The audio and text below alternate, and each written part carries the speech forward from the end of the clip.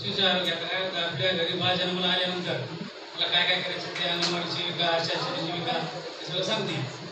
इतके दिवस झाले की हे द्या ते झाले ते द्या. मग आपल्या घरी जर काल जन्माला आली तर कसं काय करायचं, तिला कसं कसं करायचं.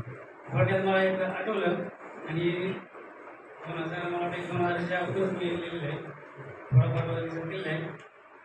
तर ज्ञानाची पशुआरोग्य, ज्ञानाची तिजोरी पशुआरोग्याचा ठेवा, ज्ञानाची तिजोरी पशुआरोग्याचा ठेवा, जपून नीट ठेवा, आता जपून नीट ठेवा. पिढ्याने पिढ्या चालत आली अंधश्रद्धारीत, पिढ्याने पिढ्या चालत आली अंधश्रद्धारीत. आता आजची घ्या विज्ञानाची ज्योत, उपाय सोपा आहे आता, नको दोष द्यावा, जपून नीट ठेवा, आता जपून नीट ठेवा. वासरू जन्मा येतास, वासरू जन्मा येतास चिक ध्यास पाजावे, वासरू जन्मा येतास चिक ध्यास पाजावे, विविध रोगापासून त्याची मुक्तता करावी.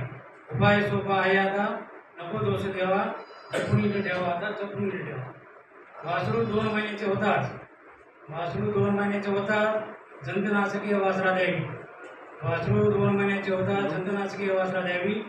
दर 4 महिन्याची परत पाजावी आणि विविध जंतापासून त्याची मुक्तता करावी. उपाय सोपा आहे आता, नको दोष द्यावा, जपून नीट ठेवा, आता जपून नीट ठेवा. वासरू 4 महिन्याचे होतात, वासरू 4 महिन्याचे होताच खुरीला वासरा द्यावी, वासरू 4 महिन्याचे होताच खुरीला वासरा द्यावी. दर 6 महिन्यांनी परत टोचून घ्यावी आणि खुरी रोगापासून त्याची मुक्तता करावी. उपाय सोपा आहे आता, नको दोष देवा, जपून नीट ठेवा, आता जपून ठेवा.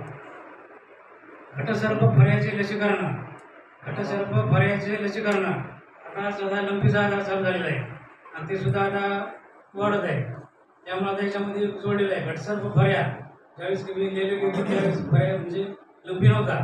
घटसर्प फऱ्याचे लसीकरण तसं घटसर्प फऱ्या व लंपीचे लसीकरण करून घ्यावे त्या नित्यनियमानं. नित्यनियमाला ते साहेबांनी सांगितलं कधी कधी यायला पाहिजे.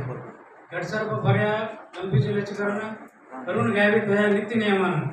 उपाय सोपा आहे आता, नको दोष द्यावा, जपून नीट ठेवा, आता जपून नीट ठेवा. धन्यवाद.